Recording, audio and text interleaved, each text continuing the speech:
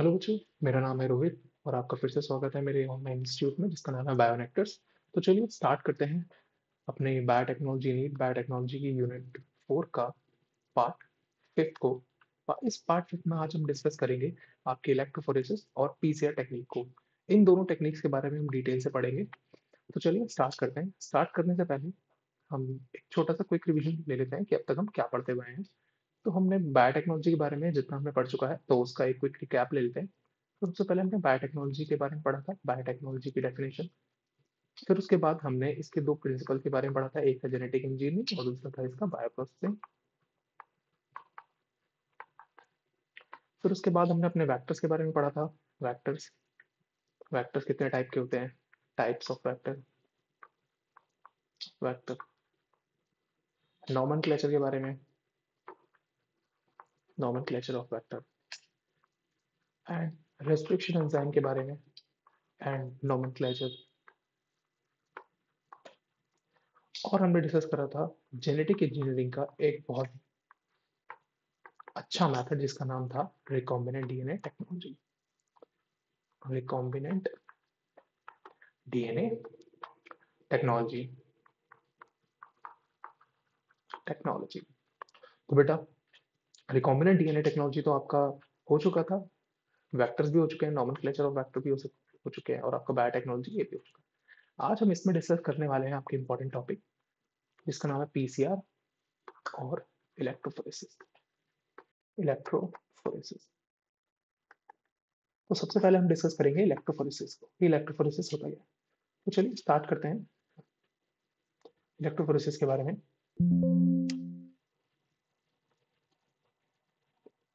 तो इसे जल्दी फटाफट इसे इरेज कर दे रहे हैं।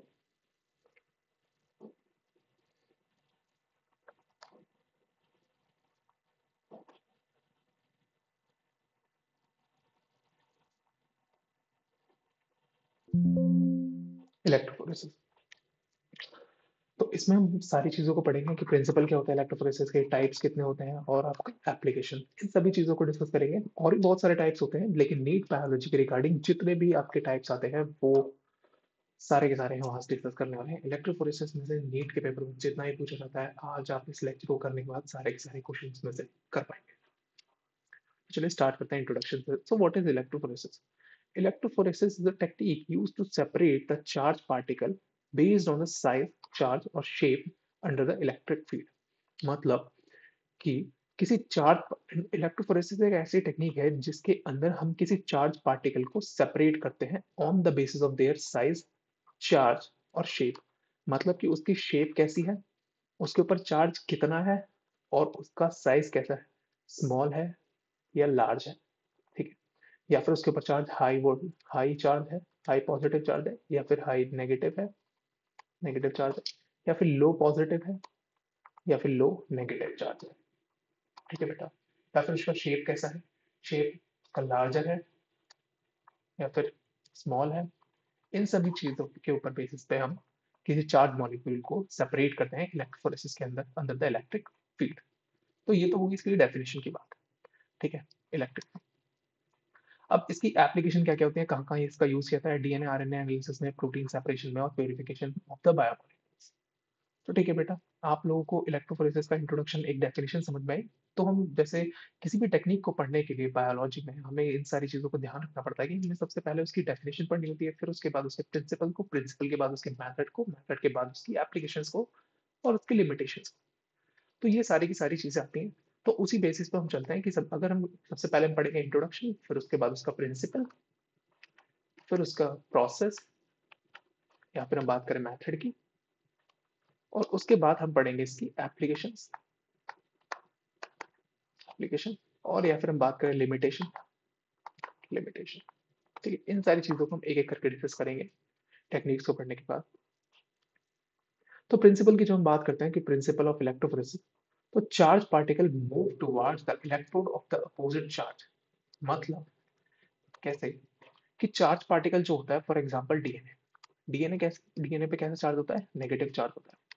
क्यों? क्योंकि उसकी बैकबोन होती है, डीएनए की बैकबोन में फॉस्फेट ग्रुप प्रेजेंट होता है बेटा, फॉस्फेट ग्रुप। और फॉस्फेट ग्रुप कैसा चार्ज होता है, नेगेटिव चार्ज होता है। ठीक है, तो डीएनए के ऊपर नेगेटिव चार्ज होता है। Towards the electrode opposite charge, मतलब कि नेगेटिव चार्ज अपोजिट चार्ज इसका कौन सा होगा, पॉजिटिव, और पॉजिटिव कौन सी होगी, positive opposite towards the electrode opposite charge, मतलब वो एनोड की तरफ मूव करेगा, ठीक है, attracts negative ions called anions, ठीक है, एनोड की तरफ मूव करेगा और कैथोड उसे रिपेल करेगी, ठीक है। अभी देखेंगे कैसा होता है, rate of migration depend on, मतलब कि जो मूवमेंट होती है उसमें जो डीएनए की मूवमेंट होती है वो डिपेंड किस पे करती है, ये जो मूवमेंट होती है, जो स्मॉल मॉलिक्यूल्स होते हैं या कुछ लार्ज मॉलिक्यूल होते हैं वो सेपरेट होते हैं बेटा, किस बेसिस पे होते हैं, ठीक है। सबसे पहले net charge of the molecule, size and shape of the molecule, strength of electric field and the properties of the medium, example gel और बफर, ठीक है। मतलब ये सारे के सारे एक तरीके से डिपेंड करते हैं कि उसमें मूवमेंट कैसी होगी, उसमें चार्ज पार्टिकल की, हम डीएनए की बात करें, इन सारी चीजों की मूवमेंट कैसी होगी, इन चीजों पे डिपेंड करती है। देखो बेटा, आपको ना एक रफ आइडिया देता हूं मैं पहले, देखो समझो इस चीज को। इलेक्ट्रोफोरेसिस की बात करें तो इलेक्ट्रोफोरेसिस एक टेक्निक है जो कि आपका इलेक्ट्रिक फील्ड इंक्लूड करती है और किसी चार्ज पार्टिकल का सेपरेशन। देखो जैसे ये एक इलेक्ट्रोफोरेटिक टैंक है, इसमें एक पॉजिटिव इलेक्ट्रोड होता है, एक इसमें नेगेटिव इलेक्ट्रोड होता है। तो डीएनए को सबसे पहले हम एक जेल बनाते हैं, जेल, ये होता है जेल। इस जेल के अंदर डिफरेंट डिफरेंट सैंपल्स रन करने के लिए, ठीक है, इसमें सैंपल 1 डलेगा, इसमें 2 डलेगा, इसमें 3 डलेगा, इसमें 4 डलेगा, इसमें 5 डलेगा। इसमें एक कॉम्ब लगा होता है, कॉम्ब मतलब ये पूरा ये जेल का बना होता है मैट्रिक्स, ये सारा का सारा मैट्रिक्स डला होता है जेल का। इसमें डिफरेंट डिफरेंट इधर की साइड मार्कर्स होते हैं और ये बना होता है आपका एग्रोस जेल का, एग्रोस जेल का, ठीक है। एग्रोस जेल का नेचर क्या होता है, ये पोरस होता है नेचर का, पोर्स होते हैं इसमें, ठीक है, पोर्स, पोर्स होते हैं, ठीक है, इसलिए इसे सीवी सीव भी कहते हैं, सीव्स, इट्स लाइक अ, जब इसमें पोर्स होते हैं, सीव्स का मतलब एक तरीके से छलनी, छलनी जैसी होती है उसी तरीके से पोर्स होते हैं। तो इसमें से स्मॉल पार्टिकल्स जो होते हैं, अब स्मॉल और लार्ज पार्टिकल ये कहाँ से आए हमारे पास, देखो जब आप सेपरेशन कर रहे थे, जब आपने पढ़ा था कि डीएनए को आइसोलेट करा था आरडीटी के स्टेप्स में, आरडीटी के जो बेटा स्टेप्स थे, ठीक है, उसमें सबसे पहला क्या था, डीएनए आइसोलेशन, ठीक है, DNA isolation, cutting, cutting of DNA and vector. जब आप डीएनए और वेक्टर को रेस्ट्रिक्शन एंजाइम से कट करते हैं, बाय रेस्ट्रिक्शन एंजाइम इनसे कट करते हैं, तब आपके कुछ आपकी, जैसे ये वेक्टर, ये डीएनए है और ये वेक्टर है, इनको जब आप कट करोगे रेस्ट्रिक्शन एंजाइम से तो इसके अंदर क्या होंगे, इसके कुछ छोटे भी कट बनेंगे और कुछ बड़े कट बनेंगे, कुछ छोटे बनेंगे, कुछ बड़े कट बनेंगे, इस तरीके से कुछ लार्ज और स्मॉल। तो ये जो मिक्सचर होगा तो ये कंटेन कर देगा कुछ आपके लार्ज फ्रेगमेंट और ये कुछ करेगा आपके स्मॉल फ्रेगमेंट्स, स्मॉल फ्रेगमेंट्स, ठीक है। उन्हीं लार्ज और स्मॉल फ्रेगमेंट्स को सेपरेट करने के लिए यूज किया जाता है आपका जेल इलेक्ट्रोफोरेसिस, ठीक है, ये जेल इलेक्ट्रोफोरेसिस यहाँ पे इसका यूज किया जाता है, ठीक है बेटा, यहाँ पे है ये जेल इलेक्ट्रोफोरेसिस, ठीक है। ये पॉजिटिव इलेक्ट्रोड और ये नेगेटिव इलेक्ट्रोड बेटा जुड़े होते हैं एक इलेक्ट्रिक सप्लाई से, ठीक है, तो यहाँ से इलेक्ट्रिक सप्लाई जाती है। अब हम इस जेल को उठा करके, फॉर एग्जाम्पल हमने इसमें यहाँ पे सैंपल लोड कर दिया, बहुत सारा सैंपल लोड कर दिया, एक यहाँ पे कर दिया, एक यहाँ पे कर दिया, एक यहाँ पे कर दिया, 5 सैंपल हमने लोड कर दिए, ठीक है। तो इसे उठा करके हम इस इलेक्ट्रोड्स के अंदर रख देते हैं। तो यहाँ पर आपको कुछ बैंड्स मिलेंगे, मतलब जो आपके लार्जर बैंड होंगे वो तो पीछे रह जाएंगे और जो स्मॉल बैंड्स होंगे वो आगे चले जाएंगे, ठीक है। मतलब जो स्मॉल फ्रेगमेंट्स होते हैं वो फास्ट मूव करते हैं और जो लार्जर फ्रेगमेंट्स होते हैं वो स्मॉल स्लोली मूव करते हैं। ऐसा क्यों होता है, ठीक है, उसके लिए आप जानो ऐसा क्यों होता है। देखो मैंने ये बात लिख भी रखी है कि किस बेसिस पे होता है। देखो electrophoresis in the DNA separate based on their size and their charge, ठीक है। साइज, सबसे पहले साइज कैसे मैटर करता है, smaller fragment of a DNA move faster through the gel while larger fragments move more slowly. The gel acts like a sieve, allowing smaller molecule to pass through the pores more easily than the larger one. This result in the separation of a DNA fragment based on their size. अरे देखो जैसे ये jail है तो इस jail का nature कैसा है, पोरस है, पोर्स है ना इसमें बेटा छोटे छोटे, तो स्मॉलर पार्टिकल जल्दी मूव कर जाएंगे इसमें से, उसमें से लार्जर पार्टिकल बहुत देर में मूव करेंगे। तो इस वजह से जो स्मॉलर मॉलिक्यूल्स होते हैं वो जल्दी मूव कर जाते हैं और उन्हें लेस रेसिस्टिविटी फील करनी पड़ती है। दूसरा बेस है charge. DNA is negatively charged due to the phosphate group present in its backbone. ये बात मैं आपको बता चुका हूँ। When the electric field is applied during the electrophoresis, the negatively charged DNA molecule is migrate towards the positively charged electrode or anode. The rate at which DNA moves depend upon their size of the fragment as mentioned above. देखो, smaller molecule जिसमें negative charge है वो आपका ज्यादा जल्दी ज्यादा जोर से मूव करेगा, और जिसके ऊपर पॉजिटिव ज्यादा चार्ज, जिसके ऊपर ज्यादा नेगेटिव चार्ज है वो आपका स्लो मूव करेगा। ठीक है, ये आपको ध्यान रखना है एक चीज से। ठीक है बेटा, समझ में आया? तो ये चीज मैंने क्लियरली मेंशन कर रखी है कि जिसके अंदर पोर्स, जो एग्रोजेल होता है उसका नेचर कैसा होता है, पोरस होता है, उसके अंदर ढेर सारे पोर्स होते हैं। पोर्स का मतलब छेद होते हैं, और उन होल से हो करके आपके स्मॉल साइज के मॉलिक्यूल बहुत इजीली प्रोपागेट कर जाते हैं, जिसकी वजह से स्मॉल मॉलिक्यूल जल्दी ही मूव कर जाते हैं, फास्ट होते हैं। ठीक है, दूसरा बेस होता है चार्ज पे। अब जो लेस नेगेटिव चार्ज होता है वो बहुत जल्दी मूव कर जाता है। लेस नेगेटिव का चार्ज का मतलब है कि अगर उसका साइज छोटा है तो वो जल्दी मूव कर जाएगा, और जिसका साइज बड़ा है वो धीरे मूव करेगा।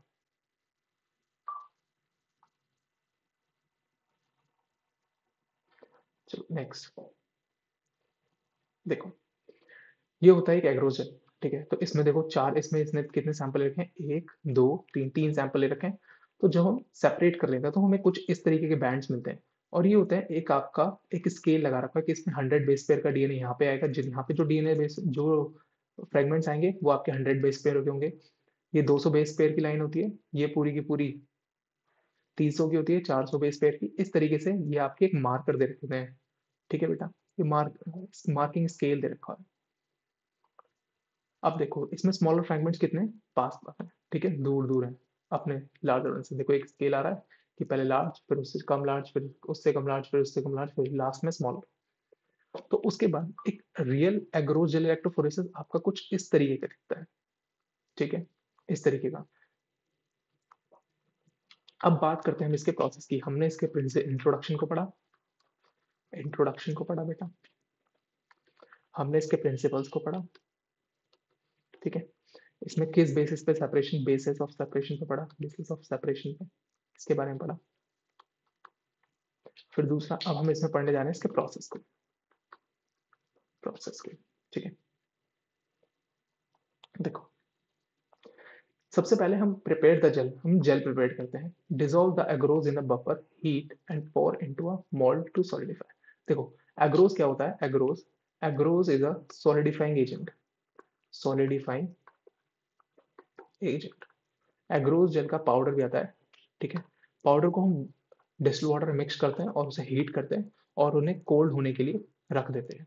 ठीक है, इसमें पाउडर डाला जाता है एग्रोज जेल का पाउडर, और उसमें डिस्टिल वाटर डालते हैं और उसे कोल्ड होने के लिए, सूखने के लिए रख देते हैं कॉम्ब लगा करके, जिसमें सैंपल्स के वेल्स बन जाते हैं।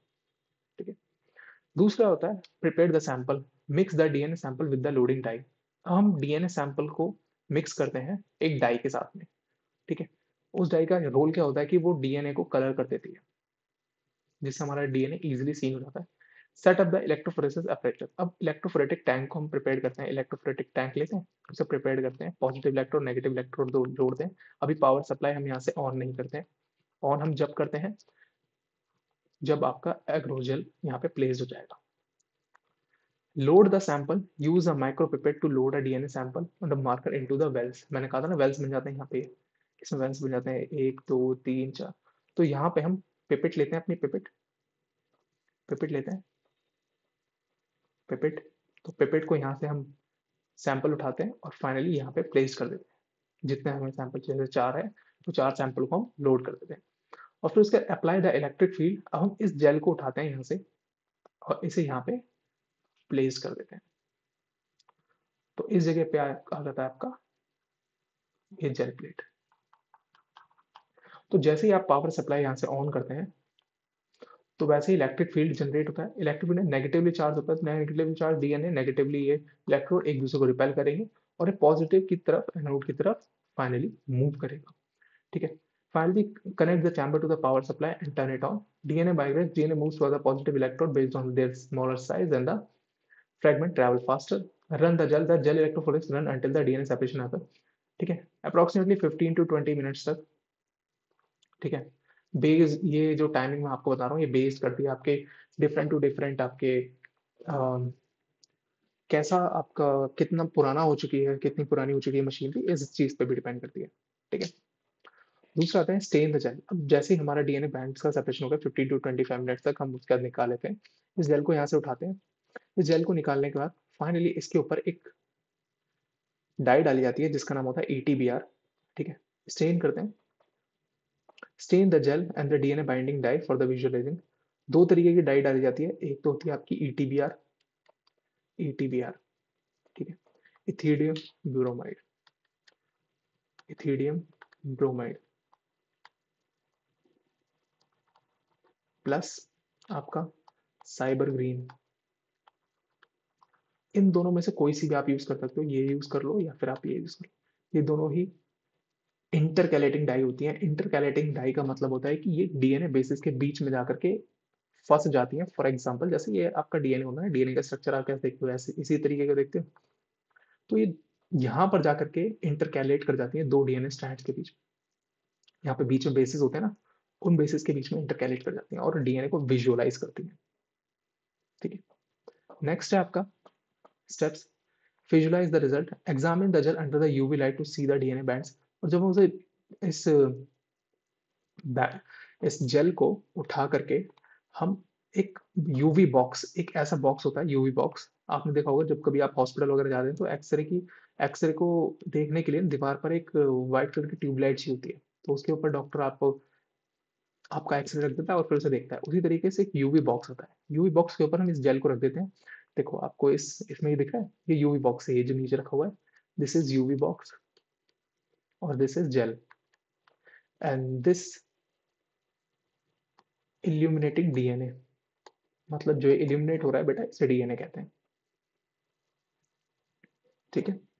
Interpret the result, compare the DNA band position with the molecular weight marker and estimate their fragmentation. मतलब कि अब हम देख सकते हैं, जैसे यहाँ पर ये देखो आपको ये मार्कर दिख रहा है, एक मार्कर दिख रहा है, यहाँ से आप इसे देख सकते हो कि ये जो सैंपल्स डाले गए हैं बेटा, ये जो सैंपल्स डाले गए हैं, तो इसमें आप देख के पता लगा सकते हो इसी की तरह कि कितने साइज का डीएनए है। फॉर एग्जांपल सैंपल बी का सबसे छोटा फ्रेगमेंट है वो आपका 100 बेस पेयर से भी छोटा है, क्योंकि ये लाइन जा रही है और ये इससे छोटा है, तो 100 बेस पेयर से भी छोटा है, ठीक है, सबसे स्मॉलर फ्रेगमेंट। और इसका लार्जर फ्रेगमेंट कितना है, 1000 बेस पेयर का, सैंपल बी का, ठीक है। अब हम बात करते हैं एग्रोस जेल इलेक्ट्रो। अब इसमें टाइप ऑफ इलेक्ट्रोफोरेसिस आते हैं, बहुत सारे इलेक्ट्रोफोरेसिस के मैंने केवल टाइप लिख रखे हैं, ठीक है। और उनके बारे में एक लाइन में मैंने डिस्क्राइब कर रखा है कि उनका मेन फीचर क्या है। नीट में आपके इतने सारे नहीं पूछे जाते हैं, आपके यहाँ केवल ये पूछ जाएगा और हो सके हद से ज्यादा, बस ये, इससे ज्यादा और कुछ नहीं पूछा जाएगा। एग्रोस जेल इलेक्ट्रोफोरेसिस, देखो सबके अंदर पूरे सिस्टम, कहीं कोई सा भी इलेक्ट्रोफोरेसिस कर लो सब चीज सेम रहेगी, बस जेल चेंज होता रहता है, ठीक है। कैसे, इलेक्ट्रोफोरेटिक टैंक पॉजिटिव और नेगेटिव ये आपका सेम रहेगा बेटा, ठीक है, ये सेम रहेगा हर किसी, बस एग्रोस जेल आपका चेंज होता रहेगा, ठीक है। एग्रोस जेल मेनली यूज किया जाता है बेटा, एग्रोस जेल आपका डीएनए प्लस आरएनए के लिए, ठीक है।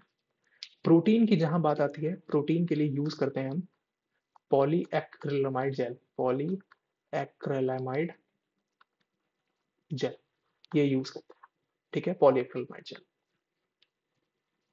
Agrogel electrophoresis commonly for the DNA and RNA separation.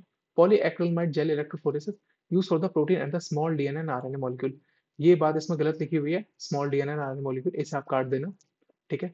Use for capillary electrophoresis, high resolution separation on the capillary tube, ठीक है।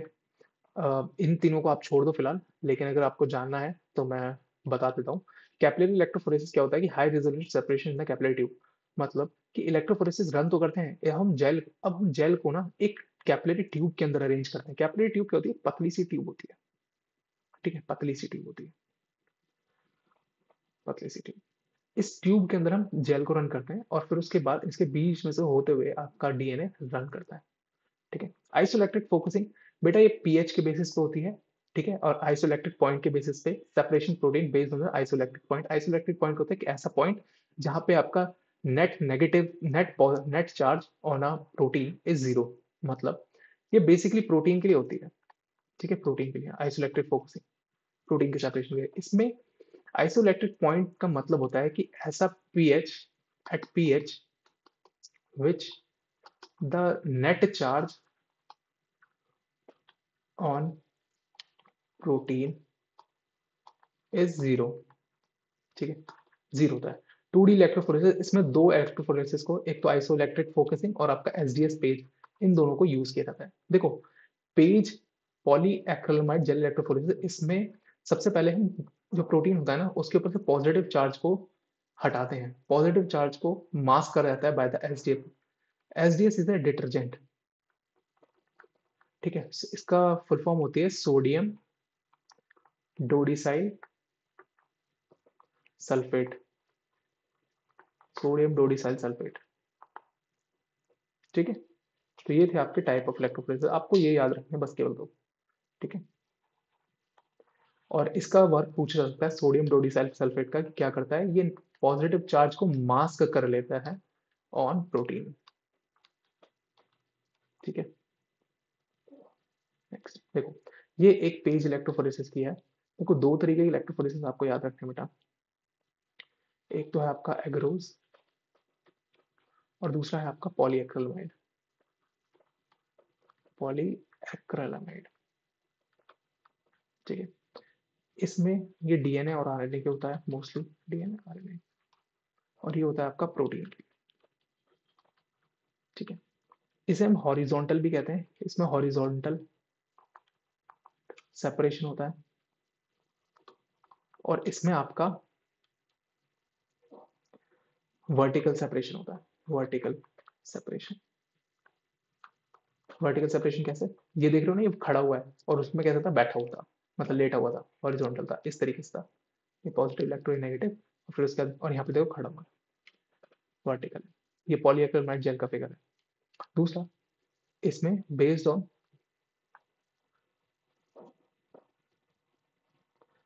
चार्ज एंड साइज, ठीक है, इसमें बेस्ड ऑन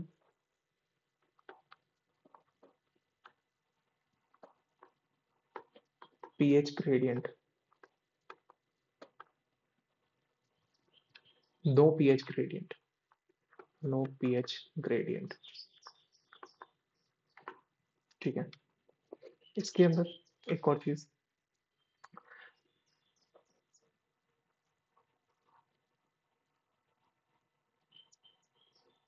पॉलीएक्रिलामाइड में एसडीएस डिटर्जेंट यूज किया जाता है, एसडीएस डिटर्जेंट,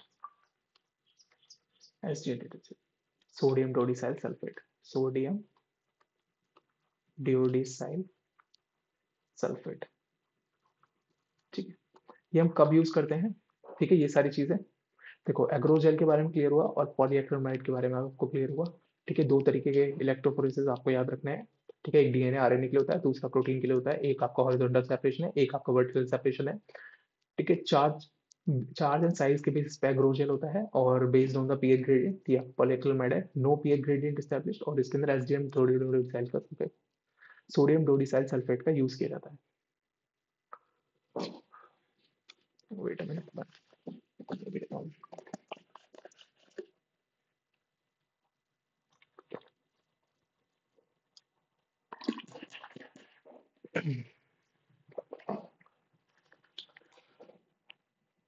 तो नेक्स्ट है, देखो अब क्या क्या चीजें यूज की जाती है।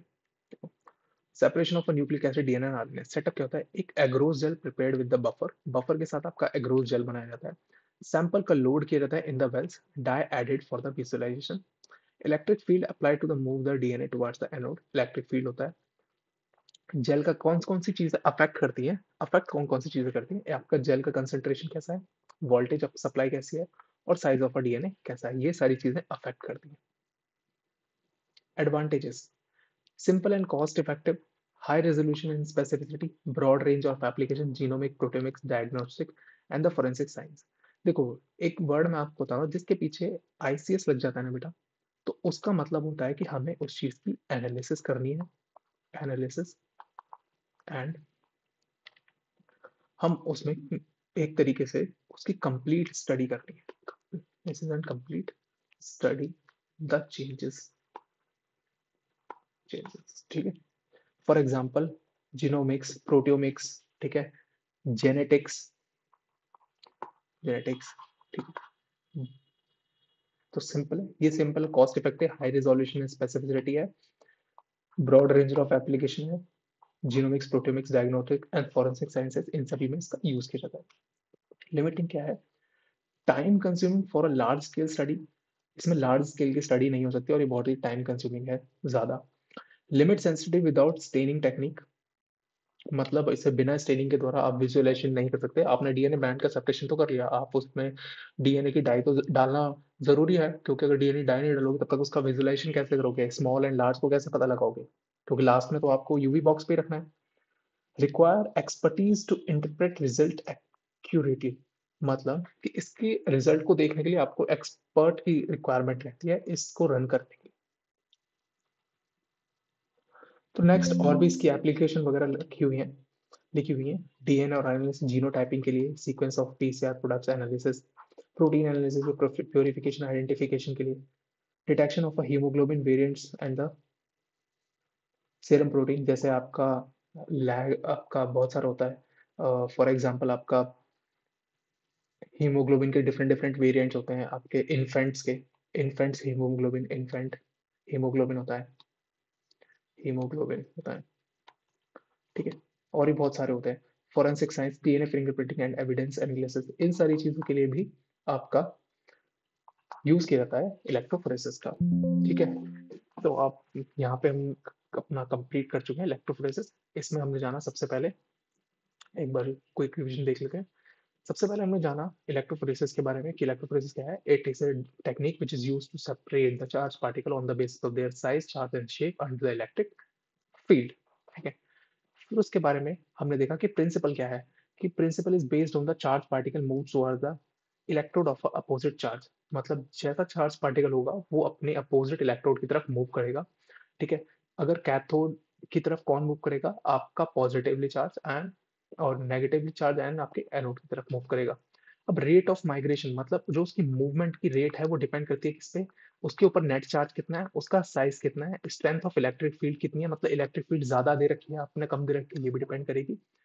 प्रॉपर्टीज ऑफ अ मीडियम, मतलब मीडियम में आपका जेल कैसा है, आपका जेल अच्छे से प्रिपेयर है या फिर नहीं है, वो अनसॉलिडिफाई तो नहीं है, कंप्लीट एकदम अच्छे से सॉलिडिफाई है ना, या फिर ऐसा तो नहीं है कि आपने एकदम स्टोन थिकनेस कर दी है उसकी, वो सॉलिडिफाइंग होती है, हल्का सा लिक्विड जेली लाइक होना चाहिए, ठीक है। अब ये यहाँ पे ये जो दो चीजें ना, ये बहुत याद रखनी है आपको, साइज के बेसिस पे और चार्ज चार्ज के बेसिस पे। मतलब साइज के बेसिस पे कैसे, अब एग्रोजेल होता है वो कैसा होता है, पोरस नेचर का होता है। अब जितना ज्यादा स्मॉल पार्टिकल होंगे वो लेस रेसिस्टिविटी फील करेंगे और आपके जल्दी मूव हो जाएंगे। लार्जर पार्टिकल को भाई ज्यादा रेसिस्टिविटी, वो लार्ज पार्टिकल इसमें से मूव इजीली नहीं कर पाएंगे। तो साइज के बेसिस पे तो ऐसा होता है। अब चार्ज के बेसिस पे क्या होता है, कैसा होता है, अब जिसके जो स्मॉल चार्ज पार्टिकल होते हैं, स्मॉल चार्ज जिनके ऊपर चार्ज बहुत ही स्मॉल होता है, ठीक है, वो जल्दी मूव कर जाएंगे। अब जिनके ऊपर ज्यादा चार्ज है या फिर हम ज्यादा नेगेटिव चार्ज है, वो आपके लेट मूव करेंगे, ठीक है। The negatively charged, the DNA is negatively charged due to phosphate group present in its backbone. When the electric field is applied using the electrode, the negatively charged molecule migrate towards a positively charged electrode or anode. The rate at which the DNA moves depend upon the size of the fragment as mentioned above. Clear? तो फिर उसके बाद ये हमने result के बारे में interpretation पढ़ा कि उसका रिजल्ट हम कैसे देखते हैं। ये प्रोसेस है, सबसे पहले हम जेल प्रिपेयर करते हैं, prepare dissolve the agarose in the buffer and heat pour into a mold and solidify। फिर उसके बाद मिक्स करते हैं सैंपल लोडिंग डाई के साथ, फिर उसके बाद प्लेस करते हैं एग्रोस जेल में, फिर उसके बाद माइक्रोपिपेट से डीएनए को लोड करते हैं, इलेक्ट्रिक फील्ड को सप्लाई स्टार्ट करते हैं, डीएनए का माइग्रेशन करते हैं, रन द जेल, फिर सेपरेशन हो जाता है तो हम स्टेन करते हैं बाय द साइबर ग्रीन और आपका EtBr the intercalating dye for the DNA. Visualisation हम यूवी बॉक्स पर रखते हैं और इंटरप्रेट द रिजल्ट, हम उसमें रिजल्ट देख रहे हैं according to the marker sequence. Marker sequence के अकॉर्डिंग हम रिजल्ट अपना इंटरप्रेट करते हैं। टाइप्स ऑफ इलेक्ट्रोफोरेसिस में आपको एग्रोजेल इलेक्ट्रोफोरेसिस और पॉलीएक्रिलामाइड जेल इलेक्ट्रोफोरेसिस याद रखना है। एग्रोजेल के लिए ये सारे डिफरेंसेस आपको याद रखने हैं कंप्लीट, और फिर उसके बाद फाइनली इसकी एप्लीकेशंस और लिमिटेशंस। लिमिटेशन में आप रखनी है, ये तो हर किसी में होती है, टाइम कंज्यूमिंग है, लार्ज स्केल के लिए स्टडीज है, लिमिट और हाई एक्सपर्टीज की रिक्वायरमेंट रहती है। Limit sensitivity without staining techniques, मतलब स्टेनिंग इसमें कंपलसरी रहती है, विदाउट स्टेनिंग हम इसे विजुअलाइजेशन नहीं कर सकते। ठीक है, ये था आपका इलेक्ट्रोफोरेसिस। तो अब हम स्टार्ट करने वाले हैं आपका पीसीआर।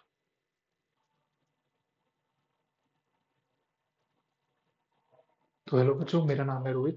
तो चलो स्टार्ट करते हैं अपनी पार्ट 5 वीडियो बायोटेक्नोलॉजी की। आज हम इसमें डिस्कस करने वाले हैं पीसीआर को। इससे पहले वाली जो वीडियो है जो मैंने डाली है, उसमें मैंने बोला था कि मैं पीसीआर और इलेक्ट्रोफोरेसिस को दोनों डिस्कस करूंगा, but due to some reasons PCR को उसमें डिस्कस नहीं कर पाया था। तो चलिए स्टार्ट करते हैं फिर पीसीआर को। तो PCR is a polymerase chain reaction which is a molecular technique revolutionisation biotechnology.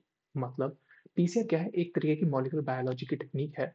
तो पीसीआर में हम केवल आज उतना ही पढ़ेंगे बेटा कि जितना नीट के एग्जाम में पूछा जाता है। ठीक है, नीट के एग्जाम में जितना पूछा था उसके रिगार्डिंग हम पीसीआर को पढ़ेंगे। तो PCR is polymerase chain reaction. आपने इससे पहले रेप्लिकेशन के बारे में पढ़ा होगा कहीं, molecular basis of inheritance class 12 का चैप्टर रेप्लिकेशन के बारे में पढ़ा होगा। तो रेप्लिकेशन की स्टडी करी थी आपने इन विवो। इन विवो को और इन विट्रो, ये दो चीजों को ध्यान रखना बेटा। इन विट्रो का मतलब होता है टेस्ट ट्यूब के अंदर, इन विवो को होता मतलब होता है in the body, in the biological system, या फिर हम बात करें इन द बॉडी के अंदर। ठीक है, और ये बॉडी से बाहर इन विट्रो, सिंथेटिकली। ठीक है, तो उसके लिए आपको डीएनए पॉलीमरेज एंजाइम की रिक्वायरमेंट होती है। डीएनए पॉलीमरेज हेलिकेज एंजाइम की रिक्वायरमेंट होती है बेटा, हेलिकेज एंजाइम की। ठीक है, और भी several exams like SSB proteins वगैरह, इन सब की रिक्वायरमेंट रहती है डीएनए एप्लीकेशन की। अब इस टेक्निक के पीसीआर पॉलीमरेज चेन रिएक्शन के अंदर इसमें हम डिस्कस करेंगे डीएनए रेप्लिकेशन को, डीएनए रेप्लिकेशन को इन विट्रो। ठीक है, पीसीआर के बारे में दो बातें आपको ध्यान रखनी है। ठीक है, पहली, PCR is a in vitro replication of DNA, in vitro replication of DNA. दूसरी बात आपको ध्यान रखनी है, पीसीआर इज अ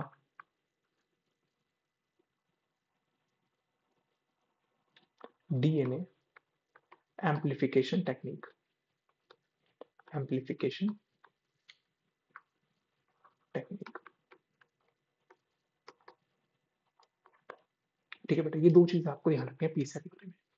पीसीआर के जैसे जैसे डीएनए रेप्लिकेशन में डीएनए का जैसे डीएनए होता है, ये आपका न्यूली सिंथेसाइज दो स्ट्रैंड्स बना लेता है डीएनए रेप्लिकेशन के अंदर।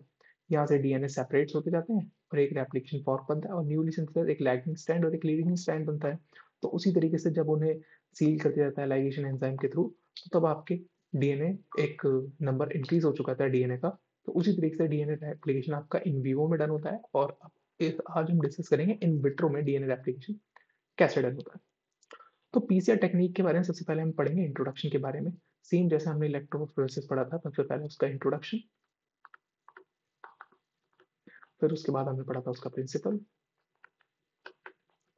फिर हम पढ़ेंगे मेथड या फिर हम बात करें प्रोसेस की, फिर उसके बाद उसकी एप्लीकेशन और उसकी लिमिटेशन, इन चीजों को इसी तरीके से हम डिस्कस करेंगे। PCR is a method to amplify the DNA fragment discovered by the Kary Mullis. ये साइंटिस्ट हैं कैरीमुलस, इन्हें नोबेल प्राइज भी मिला था, नोबेल प्राइज इसके लिए। ठीक है बेटा, जो बहुत सारी जगह पे यूज करी जाती है, रिसर्च में, डायग्नोस्टिक में, फोरेंसिक साइंस में, बहुत सारी जगह पीसीआर टेक्निक हमारी यूज की जाती है। पीसीआर की फुल फॉर्म होती है पॉलीमरेज चेन रिएक्शन। अब इसका प्रिंसिपल क्या होता है? प्रिंसिपल की बात करें तो PCR technique is a molecular biology technique which is based on the in vitro replication of a DNA molecule, in vitro replication of a DNA molecule under the control condition in the closed vessel which known as a thermocycle. ठीक है? मतलब एक closed vessel के अंदर जिसका नाम है thermocycle, under the control condition in vitro replication होता है डीएनए का, this is called PCR reaction, ठीक है? इस पीसीआर के अंदर आपका जो पहले हम रीड कर लेते हैं एक बार, DNA replication is vitro. Principle of a PCR polymerase chain reaction is based on the in vitro amplification of a specific DNA sequence through a series of thermal cycles. It mimics the natural process of a DNA replication but occurs in a controlled laboratory settings. Clear है? तो मतलब एक thermocycler एक controlled vessel के अंदर control condition के अंदर हमने क्या करना है, इन विट्रो एम्प्लीफिकेशन कराना है या फिर इनका इन विट्रो रेप्लिकेशन कराना है किसी डीएनए के सेगमेंट का, ठीक है, जिसकी वजह से हमारा डीएनए एम्पलीफाई हो जाएगा। देखो रेप्लिकेशन से एम्पलीफिकेशन कैसे होगा इस बात को समझो। जब कोई सेल रेप्लिकेट करती है बेटा, कोई सेल रेप्लिकेट करने पे आती है तो वो अपने डीएनए को रेप्लिकेट करती है, फिर उसके बाद उसके अंदर से उसका सेल डिवीजन होता है। पहले कैरियोकाइनेसिस होता है, फिर उसका साइटोकाइनेसिस होता है। आप लोगों ने सेल डिवीजन में ये पढ़ा होगा, और अगर आपने नहीं पढ़ा है तो मैं आपको बता दूं एक बात कि देखो, कोई भी सेल है, एक सेल से 2 सेल बनती है, ठीक है? तो सबसे पहले इसमें कैरियोकाइनेसिस होता है। कैरियोकाइनेसिस का मतलब पहले इसका न्यूक्लियर डिवीजन होता है। फिर दूसरी बात इसका क्या होता है, साइटोकाइनेसिस। साइटोकाइनेसिस फिर उसके बाद सेल डिवीजन होता है। पहले इसके अंदर क्या होता है, ये सेल न्यूक्लियर डिवीजन होता है, फिर उसके बाद वापस से फिर जाके कहीं 2 सेल बनते हैं, ठीक है? पहले न्यूक्लियर डिवीजन फिर उसके बाद साइटो डिवीजन मतलब सेल का डिवीजन, साइटोकाइनेसिस। क्लियर? तो जैसे-जैसे पहले रेप्लिकेशन होगा, उसी तरीके से उसका एम्प्लीफिकेशन भी होगा, ठीक है? जैसे-जैसे जितना ज़्यादा रेप्लिकेशन होगा, उतना ज़्यादा उस डीएनए का एम्प्लीफिकेशन होगा, मतलब उतना ज़्यादा हमें कंटेंट वो दिखेगा रिएक्शन मिक्सचर के अंदर। अगर हम पीसीआर की एक देखें कि पीसीआर दिखता कैसा है, सबसे पहले हम बात करें इस मिक्सचर की। इसी बॉटल के अंदर, इसी माइक्रो सेंट्रीफ्यूज ट्यूब, इसका नाम होता है बेटा micro centrifuge tube, micro centrifuge tube, ठीक है? इसी में ही सारी पीसीआर रिएक्शन डन होती है और फाइनली इसे ये होता है थर्मोसाइक्लर, इसे हम कहते हैं थर्मोसाइक्लर, थर्मोसाइक्लर, ठीक है? ये इसके अंदर चैम्बर होता है जिसके अंदर आपकी ये प्लेस्ड कर दी जाती है यहाँ पर एक वेल्स के अंदर, और फाइनली इसे क्लोज, लिड को क्लोज कर देते हैं ऊपर से, और फाइनली इसमें अपनी डिटेल्स वगैरह फिल कर देते हैं, पेशेंट की डिटेल्स और सैंपल नंबर वगैरह, ठीक है, सैंपल नंबर वगैरह और टेम्परेचर वगैरह अकॉर्डिंगली सेट कर देते हैं, ठीक है? अब ये हमने देखा पीसीआर के प्रिंसिपल्स के बारे में और पीसीआर टेक्निक के बारे में। अब हम बात करते हैं इस पीसीआर टेक्निक में आती क्या-क्या चीज़ें हैं, कंपोनेंट्स ऑफ पीसीआर के बारे में, कंपोनेंट्स। इसमें आता है हमारा डीएनए सेगमेंट। अब देखो जो मैंने आपको माइक्रोसेंट्रीफ्यूज ट्यूब दिखाई, ये ऐसी थी कुछ दिखने में, ठीक है, माइक्रोसेंट्रीफ्यूज ट्यूब। अब इसी के अंदर होता है बेटा आपका डीएनए जो आपको एम्प्लीफाई करना है, उससे प्राइमर, फिर उसके बाद इसी के अंदर होते हैं आपके डीएनटीपीज़, इसी के अंदर होता है आपका टैग पॉलीमरेज़, इसके बारे में बताता हूँ क्या होता है टैग पॉलीमरेज़, और इसी के अंदर होता है बेटा आपका बफर, ठीक है, बफर। ये सारी चीज़ें इसी सेंट्रीफ्यूज ट्यूब के अंदर होती है। देखो टेम्पलेट डीएनए, अब जिस डीएनए को हमें एम्प्लीफाई करना है वो डीएनए हमारा टेम्पलेट डीएनए है। प्राइमर्स क्या होता है, these are the short oligonucleotide sequence, ठीक है, complementary to the targeted DNA. अब हमें जिस इस पूरे डीएनए के अंदर कुछ ही सेगमेंट, फॉर एग्जांपल ये सेगमेंट हमें एम्प्लीफाई करना है, तो इसी के रिगार्डिंग हम अपने, जैसे कि तो डबल स्ट्रैंडेड होगा ना जो डीएनए होगा, इसी सेगमेंट्स के रिगार्डिंग हम अपने प्राइमर्स को सिंथेसाइज कर लेते हैं और इस बॉटल में, इस माइक्रोसाइंटिफिक ट्यूब में पुट कर देते हैं, जिसकी वजह से ये अपने कॉम्प्लीमेंट्री सीक्वेंस पे आकर के प्राइमर्स बाइंड हो जाते हैं। ये होता है प्राइमर्स, ठीक है बेटा? Taq DNA polymerase, Taq DNA polymerase है T for Thermus, aq means aquaticus, Thermus aquaticus. ये एक बैक्टीरिया है, ये वो बैक्टीरिया है जो बहुत ही हीट स्टेबल है, heat stable bacteria. Heat stable क्या क्यों कहा है, क्योंकि ये जो बैक्टीरिया था ये प्रेजेंट था आपके हाइड्रोथर्मल वेंट्स में, जमीन के, समुद्र के अंदर जो काफी गर्म पानी के जगह होती है जहाँ पे टेम्परेचर काफी हाई होते हैं, हाइड्रोथर्मल वेंट्स की हम जब बात करते हैं, तो वहां पर ये बैक्टीरिया प्रेजेंट होता है। इसके अंदर जो डीएनए पॉलीमरेज एंजाइम होता है, जो इसके इसके रेप्लिकेशन के लिए जरूर होता है, हम उस रेप्लिकेशन एंजाइम को एक्सट्रैक्ट करते हैं, और जो कि ये एक्सट्रैक्ट करा गया है थर्मस एक्वाटिकस बैक्टीरिया से, तो इसका नाम रख दिया गया tag polymerase, tag polymerase in short, T for thermos, A Q means aquaticus. और ये हीट स्टेबल होता है, मतलब ये हाईली हीट पे अप्रोक्सीमेटली 92 टू 96 डिग्री सेल्सियस पे भी स्टेबलाइज होता है। अब बात करते हैं डीएनटीपीस। अब जो हम डीएनए के एम्प्लीफिकेशन की बात कर रहे हैं, अगर यहाँ पर आरएनए का एम्प्लीफिकेशन होता तो हम केवल एनटीपीस देते हैं। डीएनटीपीस का मतलब क्या है? Deoxy nucleotide triphosphate. ठीक है बेटा, डीएनटीपीस डीऑक्सी न्यूक्लियोटाइड ट्राइफॉस्फेट। अगर यहाँ पर आरएनए आता, अगर हम यहाँ पर आरएनए के एम्प्लीफिकेशन की बात करते तो हम केवल इसे एनटीपीस देते, क्योंकि आरएनए और डीएनए दोनों में फर्क होता है, क्योंकि डीएनए में जितने भी नाइट्रोजनस बेसिस होते हैं वो सारे के सारे डीऑक्सी वाले होते हैं, मतलब उनकी सेकंड प्राइम पोजीशन पे ओएच ग्रुप नहीं प्रेजेंट होता। ठीक है, और आरएनए में second prime OH group present होता है, इसलिए। नेक्स्ट बात करते हैं बफर की। बफर जो इसमें यूज करा जाता है MgCl2। देखो, MgCl2 को जब आप तोड़ते हैं तो Mg2 प्लस एंड Cl2 में ये टूटता है।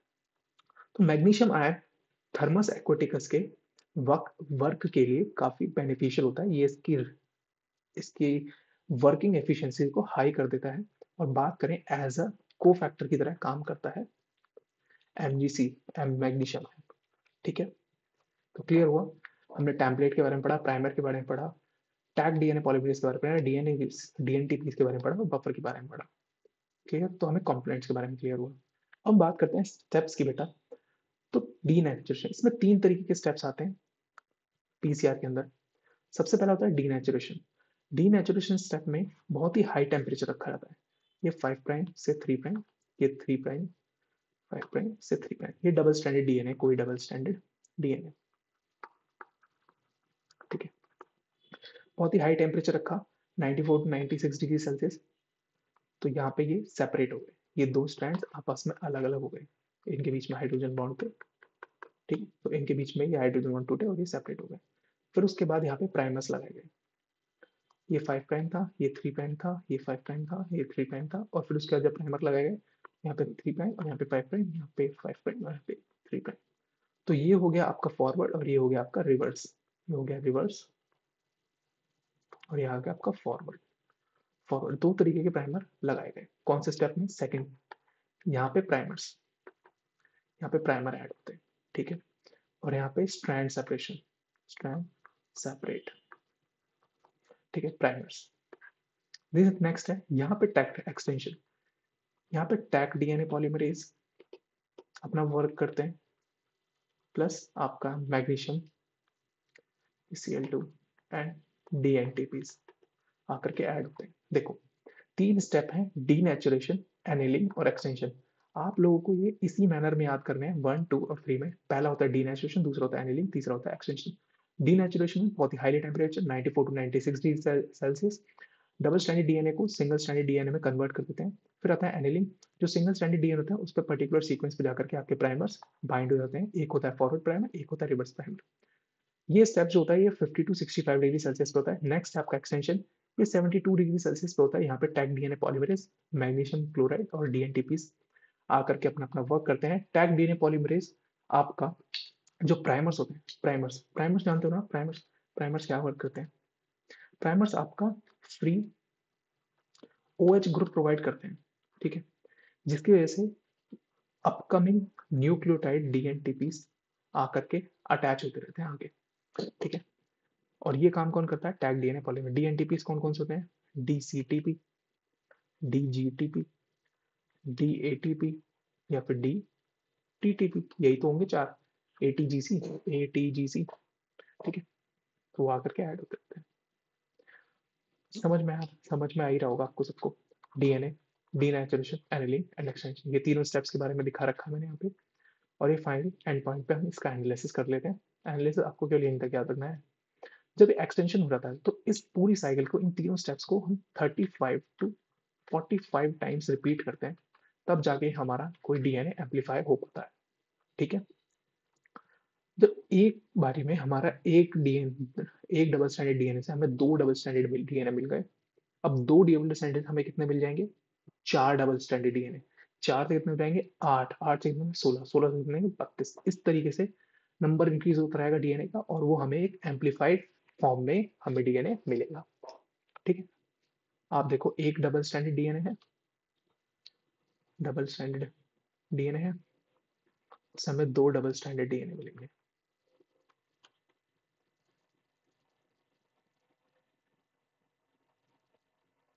एक है आपकी सीटी वैल्यू। देखो, जैसे ही हमारे पास ये मशीन होती है, अपना तीनों डीनेचुरेशन, एनीलिंग स्टेप और अपनी साइकिल्स कंप्लीट कर लेती है, और फाइनली हमें जो एम्प्लीफिकेशन रिजल्ट मिलता है, तो वो एक सीटी वैल्यू देता है। सीटी वैल्यू क्या होती है? इस मशीन के अंदर से हमें फाइनली एक ग्राफ मिलता है। वो जो ग्राफ के अंदर होती है एक सीटी वैल्यू। सीटी वैल्यू का मतलब होता है बेटा साइकिल थ्रेशोल्ड। थ्रेशोल्ड का मतलब क्या होता है? थ्रेशोल्ड का मतलब होता है एक लिमिट। ठीक है, इस लिमिट, या फिर हिंदी में बात करें हम, दहलीज, मतलब एक बात होती है ना कि इस लिमिट से बाहर मत जाना, या फिर इस साइकिल इससे लिमिट से बाहर होगा तो कुछ और होगा, ये होगा, तो एक लिमिट को दर्शाता है, वो साइकिल्स की लिमिट। ठीक है, एक एग्जाम्पल के तौर पे समझो। फॉर एग्जाम्पल कोविड, कोविड 19 में आपका सीटी वैल्यू थी 40/16 के अप्रॉक्स। ठीक है, ये एक सीटी वैल्यू थी नॉर्मल एडल्ट की। ठीक है, एडल्ट की सीटी वैल्यू इतनी थी। अब जिसकी सीटी वैल्यू हाई रहती थी, इसका मतलब क्या है कि उसके अंदर लो वायरल लोड है, लो वायरल लोड है, और उसकी रिजल्ट कैसा रहेगा? नेगेटिव रिपोर्ट आएगी, मतलब इन्फेक्शन नहीं है। ठीक है, अब जिसकी सीटी वैल्यू कम है, उसके अंदर हाई वायरल लोड है भाई, और इसकी पॉजिटिव रिपोर्ट आएगी, पॉजिटिव रिपोर्ट। ऐसा क्यों? ऐसा क्यों है भाई? ऐसा क्यों? देखो, सीटी वैल्यू की जब हम बात करें, सीटी वैल्यू हाई और लो, सीटी वैल्यू हाई का मतलब क्या है? Cycle threshold. मतलब देखो, कोविड 19 में सीटी वैल्यू जो आईसीएमआर के थ्रू रिलीज हुई थी, वो 12/16 थी, कि मतलब इतनी साइकिल्स तो चाहिए ही चाहिए, ठीक है, किसी वायरस को रेप्लिकेट करने के लिए। अगर बात करें, इतनी साइकिल्स जब किसी की आएंगी, तो इसका मतलब है कि उसे वायरल लोड है, या इससे अधिक आएंगी तो इसका मतलब वायरल लोड है। अगर इससे कम आ रही हैं, तो इसका मतलब है वायरल लोड है। इससे ज्यादा आ रही है, तो इसका मतलब वायरल लोड उतना ही खतरनाक नहीं है। ठीक है, मैं दो चीजों को मिक्स कर दिया मैंने। मैं फिर से बताता हूँ आपको।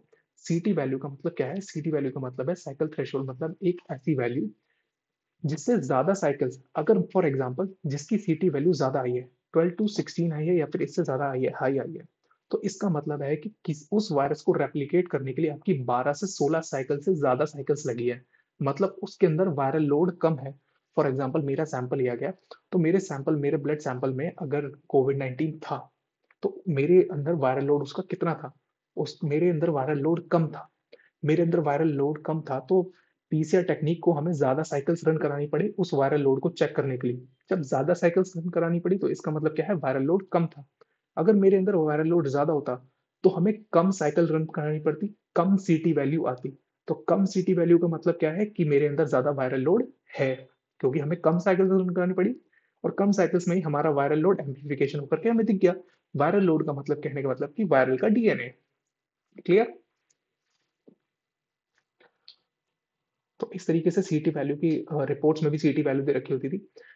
Amplification of application application of PCR, इसका बहुत जैसे मेडिकल में detecting the disease like Covid 19, HIV, identify the individual by the DNA sequence, mutagenesis, cloning, genetically modified organism detection.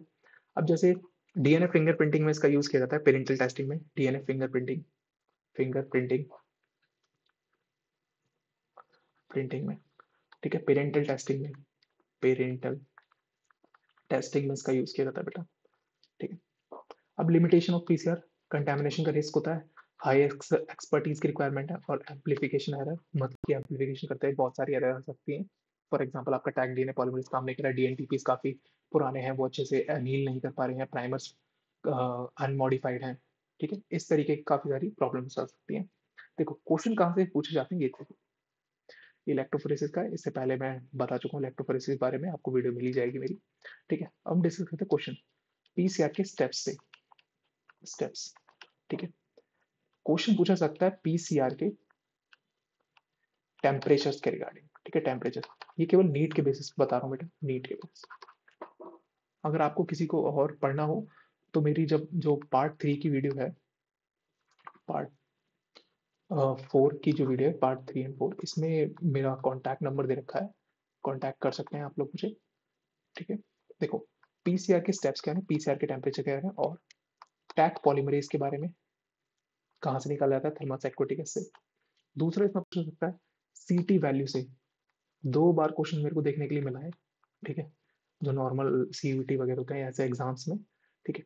Thermocycler के बारे में, थर्मोसाइक्लर उसे हम क्या कहते हैं जहाँ पे पीसीआर साइकिल रन होती है, थर्मोसाइक्लर, साइक्लर आर लगा लो या फिर थर्मोसाइक्लर बोल दो। इन सारी चीज़ों से आपके क्वेश्चन पूछे जाते हैं, ठीक है? और पीसीआर टेक्निक क्या है? इन विट्रो रेप्लिकेशन, इन विट्रो रेप्लिकेशन है डीएनए का,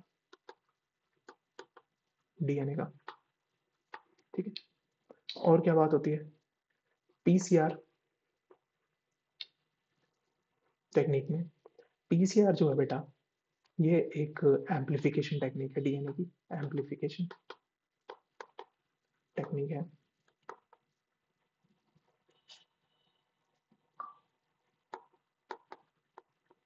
टेक्निक है।